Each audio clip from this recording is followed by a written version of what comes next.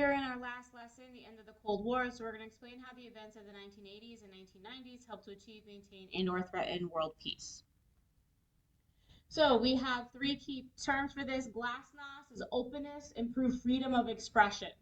Perestroika, restructuring of the government and the economy. Sovereignty, self-rule, and secession, independence. So when we think about the end of the Cold War, we need to think about one particular person, and this man is Mikhail Gorbachev.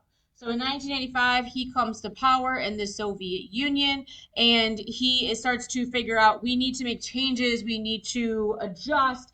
We cannot keep going the way we have because they're starting to realize that they're actually going to collapse. So what he does, he comes up with glasnost and perestroika.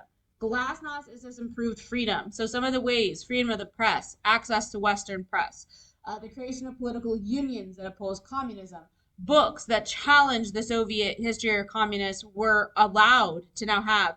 People were released from prison who had spoken out. There was more religious tolerance. They could leave the Soviet Union or Soviet states and travel to other areas.